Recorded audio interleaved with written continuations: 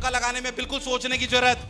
तुम तुक्का मार के जे एग्जाम में अच्छा परफॉर्म कर सकते हो। क्वेश्चन समझ में नहीं आ रहा है कि कौन सब्जेक्ट का है, उस पे तुक्का नहीं लगा। मेरी जनरल सलाह ये है कि तुक्का जम के। इस वीडियो में बताई गई कोई भी मेथड आपको तब तक यूज नहीं करनी है जब तक आप किसी क्वेश्चन के ऊपर गिव अप ना कर चुके हो, जब तक आपको ये ना लग जाए कि ये क्वेश्चन तो मेरे को आता ही नहीं है, ये तो मुझसे नहीं होने वाला, या फिर मेरे पास इसको सॉल्व करने का टाइम नहीं है। जब तक आपको ये ना लग जाए तब तक आपको किसी भी क्वेश्चन के ऊपर तुक्का नहीं लगाना है। ये बात ध्यान रखना। अगर आपको किसी भी क्वेश्चन को सॉल्व करने का एक्चुअल मेथड आता है तो उसी से सॉल्व करना है। बट दोस्त, ये वीडियो में क्यों लाया फिर? ये वीडियो इसलिए लाया हूं क्योंकि हर साल आप कोई भी एग्जाम उठा के देख लो, लाइक एग्जाम्पल नीट, तो आपको 180 में से 20 एक सवाल तो ऐसे दिखेंगे जहां आप साइंटिफिक तुक्का लगाने का जो मेथड है उसको यूज कर कर इजीली आप उन क्वेश्चनों को सही कर सकते हैं। और क्या वास्तव में तुक्का लगाना सही है या नहीं? बिल्कुल सही है, क्योंकि आपके पास जब आप नीट जैसा एग्जाम देते हैं जहां पर आपकी 1/4 माइनस मार्किंग है, तो वहां आप तुक्का लगाकर बहुत अच्छे मार्क्स गेन कर सकते हैं फ्री के। पर ये कब करना है? जब हम गिव अप कर चुके हैं कि ये क्वेश्चन तो दादा हमसे होने ही नहीं वाला, तब इन टेक्निकों को यूज करना है। आज की इस वीडियो में डिटेल में बताऊंगा कि कब तुक्का लगाना है, कैसे लगाना है, क्यों लगाना है, क्या वास्तव में तुक्का लगाने से फायदा है, क्योंकि हमको तो सब यही बोलते हैं कि तुक्का नहीं लगाना चाहिए, बट रियलिटी बता रहा हूं तुक्का लगाने से बहुत फायदा है। जब आप नीट जैसा एग्जाम दे रहे हो, जेई जैसा एग्जाम दे रहे हो जहां पर माइनस मार्किंग 1/4 है, तो बिल्कुल ना के बराबर चांस है कि तुक्का लगाने से आपके मार्क्स माइनस में आएंगे। और मैं आपको ऐसी टेक्निक सिखाऊंगा कि अगर आप 10 क्वेश्चन को तुक्का लगा रहे हो तो उसमें से 7 आपके सही हो जाएंगे।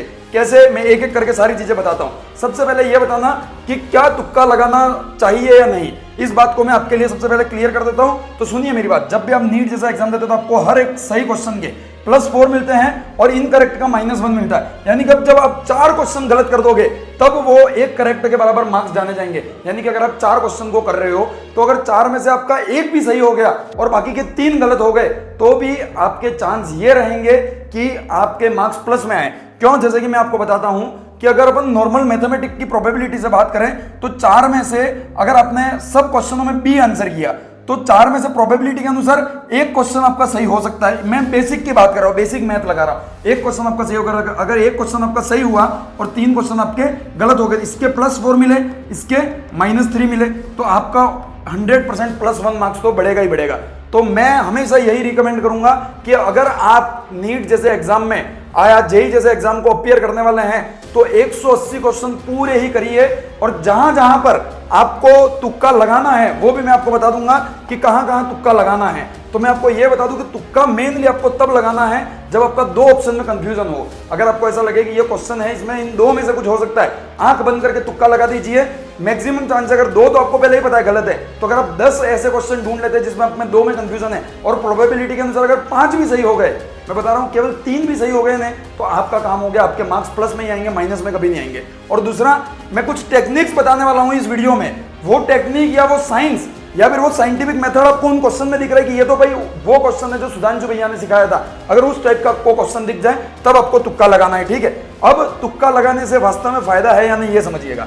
मैं मान रहा हूं मैंने 4 क्वेश्चन उठाए, 4 में मैंने तुक्का लगाया, तो अपने पास क्या चांस है? सर केस नंबर 1 है कि 4 क्वेश्चन में से 4 मेरे गलत हो गए, जिसके चांस 1% से भी कम है कि आपने 4 क्वेश्चन पे तुक्का लगाया, 4 गलत हो गए, उसके चांस 1% से भी कम है, तो आपके -4 हो जाएंगे। ठीक है, ये तो किसी की बिल्कुल ही बुरी किस्मत है तो ऐसा हो सकता है, बट इसके चांस आप जानते हो कि आप 4 तुक्के लगाओ, 4 में से एक भी सही ना हो, ऐसा तो हो ही नहीं सकता है। केस नंबर 2 है कि आपने 4 में से 3 गलत हो गए, 1 सही हो गया, तो आपके 4 तो प्लस के, एक क्वेश्चन जो सही हुआ उसका और 3 माइनस, फिर भी आपका +1 मार्क्स हुआ। तो +1 मार्क्स भी कम नहीं होता भाई, नीट में 1 नंबर से रैंक के ऊपर नीचे हजारों में हो जाती है। ठीक है, दूसरा तीसरा केस अपने पास 4 में से 2 सही 2 गलत, इसके सबसे ज्यादा चांस होते हैं। ठीक है, और अगर ऐसा हुआ तो आपके 6 मार्क्स आपको फ्री के मिलेंगे। आप सोचिए, आपको 4 क्वेश्चन ऐसे थे जो बिल्कुल आते ही नहीं थे, उनमें अगर आपने तुक्का लगाया और 2 भी सही बैठ गए तो आपको 6 मार्क्स फ्री के मिलेंगे, ये बात ध्यान रखना। ठीक है, और मैं बता रहा हूं, मैं जिन टेक्निकों को बताने वाला हूं आज की इस लेक्चर में, आज की इस क्लास में, उन टेक्निक से तो आप आराम से 4 में से 2 तो सही कर ही दोगे, ये बात ध्यान रखना।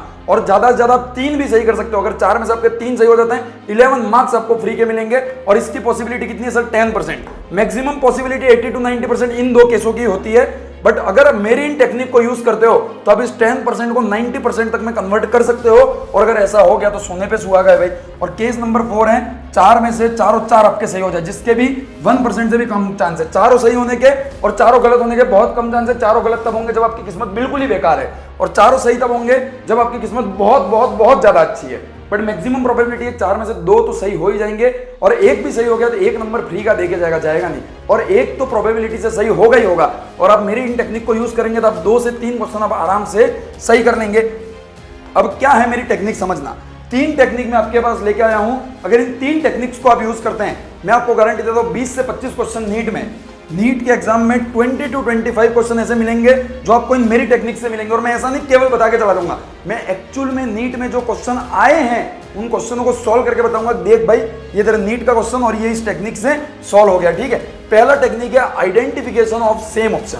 आपको तुक्का लगाने के लिए क्वेश्चन पढ़ने की जरूरत नहीं है इस टेक्निक में। इस टेक्निक में केवल आपको ऑप्शन देखना है कि ऑप्शन में आपको जो सेम ऑप्शन है उनको चूज करना, और ये टेक्निक आपके 80 to 90% हमेशा सही होगी, ठीक है। जैसे कि एक क्वेश्चन देखो, वर्क डन ये, या मेरे को नहीं पता वर्क डन कुछ है, 4 ऑप्शन देखो, 4.13.14, 100 माइनस 4.13 और 0। तो देखो ये 2 ऑप्शन है, चौथा और पहला, ये दोनों सेम है, केवल चेंज किया, ये प्लस में वैल्यू है, ये माइनस में, यानी कि इन दोनों में से कोई न कोई आंसर होगा।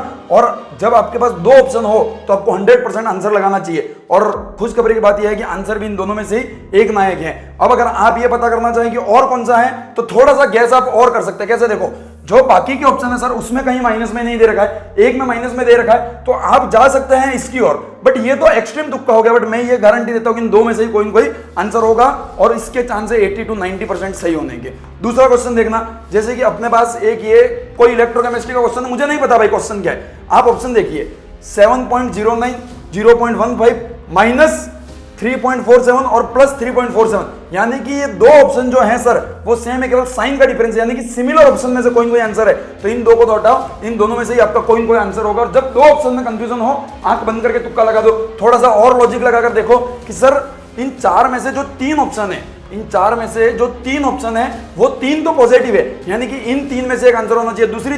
दूसरी चीज क्या बता रहे हो सर कि आंसर इन दोनों में से एक होगा, यानी कि इस पर 2 सर्कल आ गया था, आप इस पे आंसर लगाइए और आपका आंसर सही होने के 80 to 90% चांस होंगे। एक क्वेश्चन आपके लिए मैं बताता हूं, the nucleic acid is the most of the organism.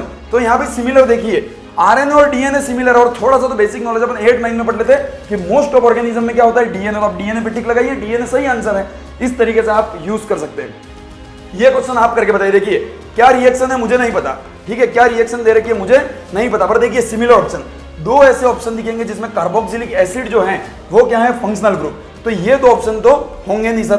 दूसरी चीज आप ये देखिए कि ये कार्बोक्सिलिक एसिड वाला जो ग्रुप है उसी का सिमिलर ये दिख रहा है, और इसमें भी डबल बॉन्ड है, इसमें भी डबल बॉन्ड है, यानी कि सर ये आंसर अपना हो सकता है। और खुशी की बात यही कि यही ऑप्शन अपना सही है। तो मैं गारंटी देता हूं इससे आप 2 ऑप्शन तो 100% पकड़ लोगे, उसमें से एक पकड़ना वो आपके लिए थोड़ा सा रिस्की होगा, थोड़ा सा आपको दिमाग लगाना पड़ेगा, बट 2 ऑप्शन तो आप आराम से एलिमिनेट कर सकते हो इस टेक्निक के थ्रू। और ऐसे 5-7 सवाल आपको हर साल देखने को मिलेंगे, ये सब सवाल नीट के ही थे।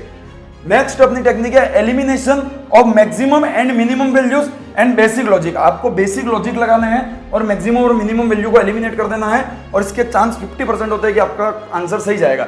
जैसे कि क्या क्वेश्चन है मुझे मतलब नहीं, इन 4 में से आप जो मैक्सिमम वैल्यू है उसको और मिनिमम वैल्यू हटा दो। मैक्सिमम कितना है 750, इसको हटा दिया।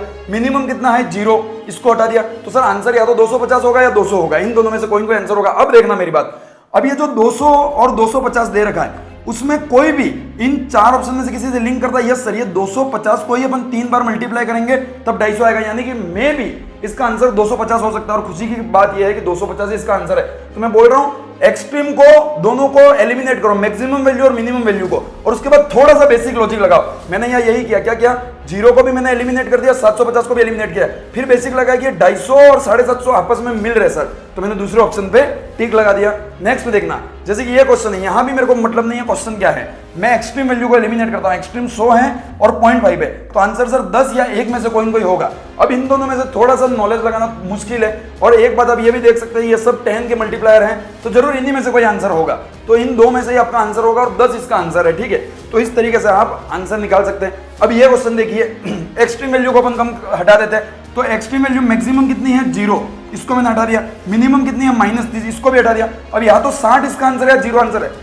और थोड़ा सा अगर आपके पास बेसिक नॉलेज है तो ये जो क्लोज पाथ रहता है उसमें वर्क डन हमेशा 0 रहता है, तो आप सीधा ही आंसर लगाकर आगे बढ़ सकते हैं। ये क्वेश्चन देखिए भाई, ये भी क्या क्वेश्चन है मुझे नहीं पता। आप एक्सट्रीम वैल्यू को एलिमिनेट कर दीजिए। एक्सट्रीम क्या है 0 और 10, ये दोनों तो आंसर नहीं है सर। तो मैं भी या तो 6 आंसर होगा या फिर 4 आंसर होगा। तो यहाँ भी 50% आपके चांस जो थे वो पहले ही हट गए, यानी कि आपके पास हर ऑप्शन के ऊपर रिस्क खेलने के 25% चांस थे, उसमें से 50% हो गए क्योंकि 2 ऑप्शन तो पहले ही हट गए। और अब तीसरा जो मैं मेथड आपको बताने जा रहा हूँ, ठीक है, ये एक क्वेश्चन शायद यहाँ पर मिस हो गया मेरे से, कोई बात नहीं।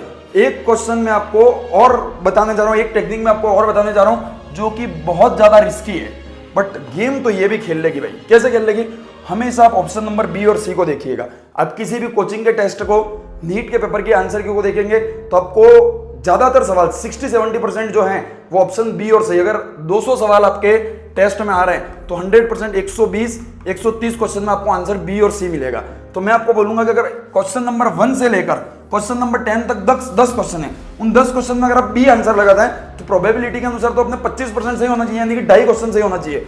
पर 3-4 क्वेश्चन आपके आराम से सही हो जाएंगे। अगर 3 सही होते हैं तो भी आपको +5 मार्क्स और 4 सही हो गए तो +10 मार्क्स फ्री के मिलेंगे। तो जब कुछ नहीं आ रहा है, बिल्कुल हाथ से मामला जा रहा है, तब आप इस टेक्निक का यूज कर सकते हैं। बाकी तुक्का लगाने की जो भी प्रो मैक्स टेक्निक थी वो मैंने आपको बता दी, पर फिर मैं यही कह रहा हूँ, ये तभी यूज करें जब आपको एक्चुअल मेथड नहीं पता है, आपको लग रहा है कि अब मुझसे कुछ नहीं होगा, या फिर आपको ऐसा लगे कि ये क्वेश्चन तो भैया ने जो बताया उनमें से है, या फिर मेरे को 2 ऑप्शन में केवल कंफ्यूजन है, तभी इन क्वेश्चन को करें।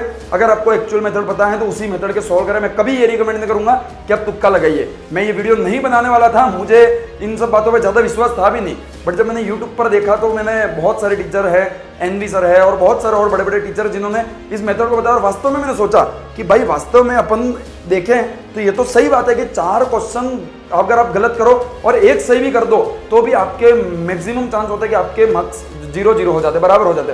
और ऐसा तो है ही नहीं कि अपन 4 करेंगे तो 4 गलत हो जाए। 1 क्वेश्चन भी अगर अपना सही हो गया तो +1 मार्क्स तो मिल ही रहा है। तो वास्तव में ये चीज सही थी। फिर मैंने एनालिसिस कर जो भी टेक्निक्स बन सकती थी प्रीवियस ईयर क्वेश्चनों को उठाकर, वो मैं आपके सामने लेकर आया, ठीक है। तो अगर वीडियो अच्छी लगी और लाइक, चैनल को सब्सक्राइब एंड फॉलो कर लेना। इस चैनल पर ऐसी ही इंटरेस्टिंग और हेल्पफुल और प्रैक्टिकल वीडियोस आपको मिलती रहेंगी। Thank you very much, all the very best, bye bye.